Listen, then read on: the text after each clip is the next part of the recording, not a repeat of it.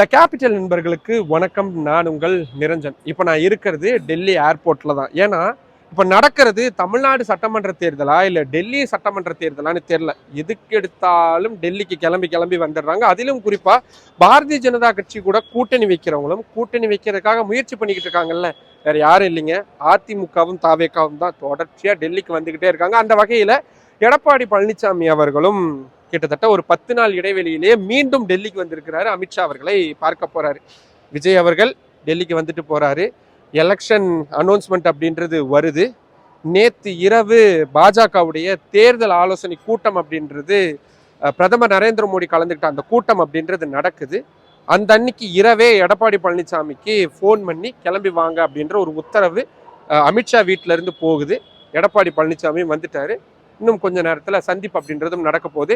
என்ன நடந்துச்சு, சந்திப்புக்கு அப்புறமா என்ன நடக்க போகுது அப்படின்றதெல்லாம் நம்ம நாளைக்கு தான் நம்மளால முழுமையா தெரிஞ்சுக்க முடியும். ஆனா சந்திப்பு நடக்கிறதுக்கு முன்னாடியே ஓரளவுக்கு நமக்கு இதுக்கான காரணங்கள் என்ன அப்படின்றத தெரிஞ்சுக்க முடிஞ்சது. அதை தான் இந்த வீடியோவில் நம்ம இன்னைக்கு விரிவாக பார்க்க இருக்கிறோம். அதுக்கு முன்னாடி நம்ம சேனல் இன்னும் நிறைய பேர் சப்ஸ்கிரைப் பண்ணாமல் பார்த்துக்கிட்டு இருக்கீங்க. உங்களுக்கே தெரியும், உங்களுடைய ஆதரவை நம்பி மட்டும்தான் டெல்லியிலிருந்து இயங்கக்கூடிய முதல் தமிழ் யூடியூப் சேனல் எடுத்துக்கிறேன். இப்போ இது மாதிரியான ரொம்ப முக்கியமான இன்ஃபர்மேஷன்ஸ் உங்களுக்கு உடனுக்குடன் வந்து சேரணும் அப்படின்னா நம்ம சேனலை சப்ஸ்கிரைப் பண்ணிக்கோங்க.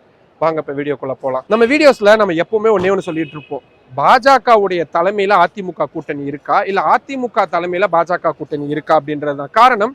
ஜெயலலிதா அவர்கள் இதே ஏர்போர்ட்டுகளுக்கு அவங்க முதல்வராக இருந்தப்போ வந்தப்போ அப்படி ஒரு திருவிழா மாதிரி இருக்கும். பாஜகவுடைய அமைச்சர்கள் தொடங்கி ஏன் பிரதமர் நரேந்திர மோடி வரைக்கும் ஜெயலலிதா அவர்களுடைய அதிமுகவுடைய தலைவருடைய பொதுச் செயலாளருடைய ஒரு அப்பாயின்மெண்ட் நமக்கு கிடைக்காதா அப்படின்றத அவங்க பல நாட்கள் தவம் இருந்து காத்துக்கிட்டு இருந்திருக்காங்க. ஆனால் இப்போ அப்படிலாம் கிடையாதுங்க, நிலைமை கம்ப்ளீட்டா மாறிடுச்சு. அமித்ஷா ஃபோன் பண்ணி சொல்லுவாரு, எடப்பாடி பழனிசாமி உடனே கிளம்பி வந்துருவாரு. அதுதான் இப்போ நடந்துகிட்டு இருக்கு. அதே மாதிரிதான் இப்போ இந்த குழப்பமான கன்ஃபியூஷன்ஸ் எல்லாம் தமிழ்நாடு சட்டமன்ற தேர்தல் களத்துல போயிட்டு இருக்கக்கூடிய சூழல்ல இதை பேசுறதுக்காக வர சொல்லியிருக்காரு. முதல் விஷயம், ஏன் தமிழ்நாட்டில் இந்த பேச்சுவார்த்தைகள் எதையும் நடத்துறது இல்லை? ரெண்டு பேருமே, அமித்ஷாவும் சரி எடப்பாடி பழனிசாமியும் சரி, பொதுவான இடத்துல ஏதாவது வச்சு பேசிக்கலாமே, ஈகோ தடுக்குது, இவங்க இடத்துக்கு நாங்கள் போக மாட்டோம் அப்படின்னு அமித்ஷாவுக்கு, ஏடிஎம்கே ஆஃபீஸ்க்குலாம் நான் போகணுமா அப்படின்னு அமித்ஷா அவர்களுக்கு ஒரு ஈகோ தடுக்குது அப்படின்னா கூட பொது இடத்துக்கு வச்சுக்கலாமே.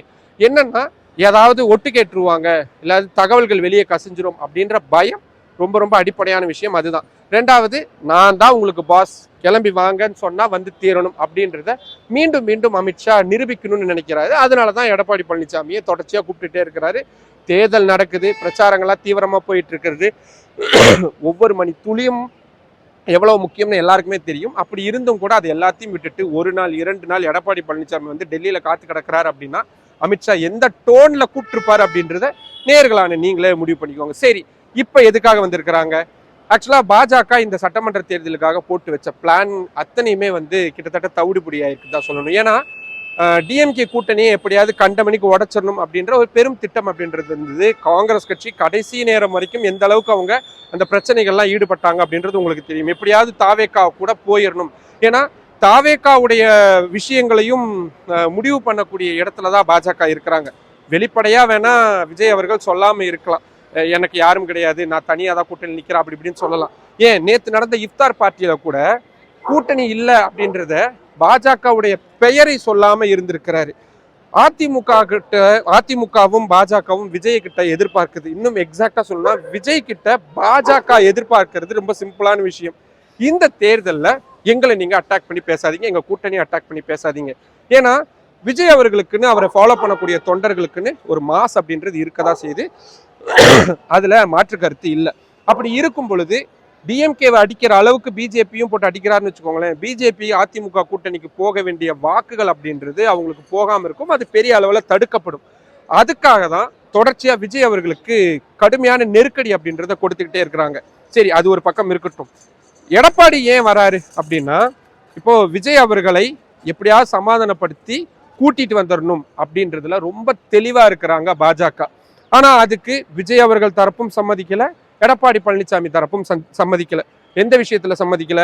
முதல்வர் அப்படின்ற அந்த பதவி, அவங்க 2 பேருக்குமே கூட்டணியில சேர்றதெல்லாம் ஒரு பிரச்சனையும் கிடையாது. ஆனா முதல்வர் யார் அப்படின்றதுலதான் கடுமையான சிக்கல் அப்படின்றது இருக்கு. விஜய் அவர்கள் இறங்கி வரக்கு தயாரா இல்லை, எடப்பாடி பழனிசாமி அவர்களும் இறங்கி வரக்கு தயாரா இல்லை. என்ன பண்ணலாம்? ஏன்னா பாஜக வலிமையா நம்புறாங்க, இந்த சட்டமன்ற தேர்தலில் இப்ப இருக்கக்கூடிய கூட்டணியை வச்சுக்கிட்டு நம்மளால ஒண்ணுமே பண்ண முடியாது. ஏன்னா அவங்களுக்கு அஸ்ஸாம் மாநிலத்தில் ரொம்ப ரொம்ப கம்ஃபர்டான ஒரு இடத்துல இருக்காங்க. கண்டிப்பாக அவங்க ஜெயிக்கிறதுக்கான வாய்ப்பு அப்படின்றது இருக்குது.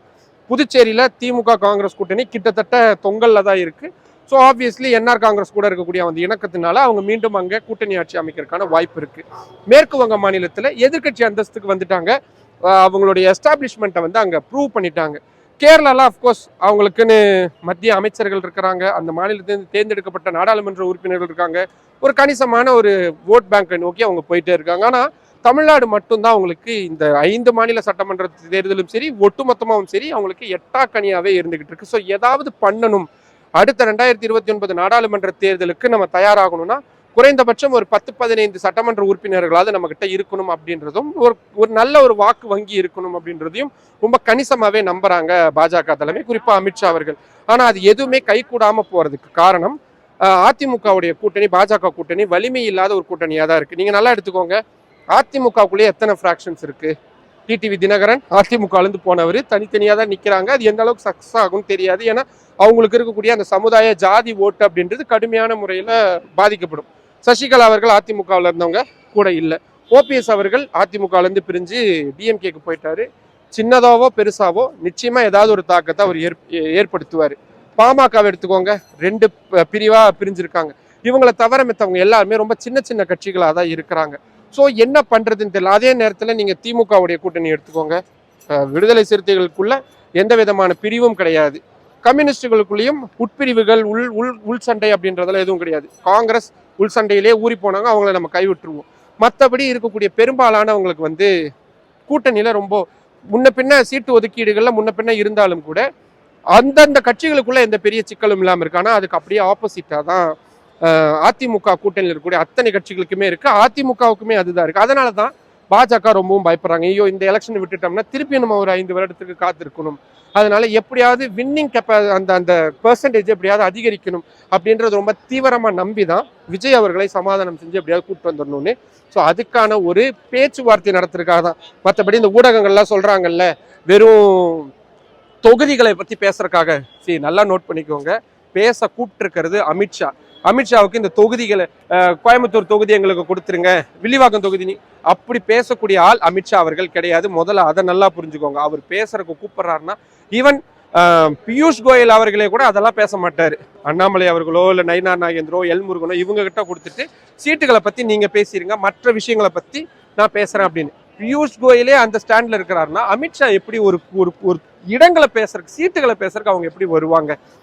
கூட்டணியை இறுதி செய்யறதுக்கான வேலைகள் தான் அமித்ஷா கிட்ட இருக்குமே தவிர மற்றபடி ரொம்ப நுணுக்கமான அந்த விஷயங்களை சரி செய்யக்கூடிய இடங்களை தான் அமித்ஷா பண்ணுவாரே தவிர தொகுதிகளை இறுதி செய்யக்கூடிய இந்த சீட்டுகளை நீங்க நில்லுங்க, இந்த சீட்டுகளை நாங்க நில்லுங்க அப்படின்ற மாதிரியான விஷயங்கள்லாம் இருக்காது.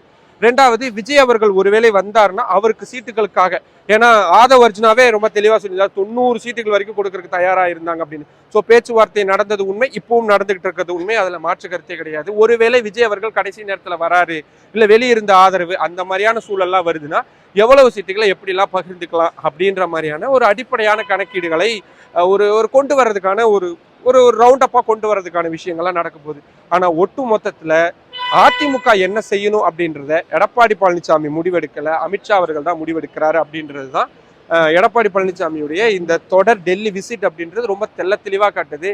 இதை எப்படி அதிமுக காரங்க பார்த்துட்டு சகிச்சுக்கிட்டு இருக்காங்கன்னு தெரியல. ஜெயலலிதா மாதிரியான ஒரு தலைவர் இருந்து அந்த கட்சியை அப்படி வழி நடத்தி வந்தப்போ ஒட்டு மொத்தமாக டெல்லி சொல்லக்கூடியதை கேட்கக்கூடிய இடத்துல எடப்பாடி பழனிசாமியும் அதிமுகவும் வந்திருக்கிறாங்க. அந்த கட்சியுடைய அந்த தொண்டர்கள் அடுத்தடுத்த மற்ற தலைவர்கள் அதை எப்படி பார்த்துக்கிட்டு சகிச்சுட்டு இருக்காங்கன்றது எனக்கு பெரிய ஒரு ஆச்சரியமான ஒரு விஷயமா தான் இருக்கு. சரி, அது அவங்க கட்சிக்குள்ள இருக்கக்கூடிய விஷயம்.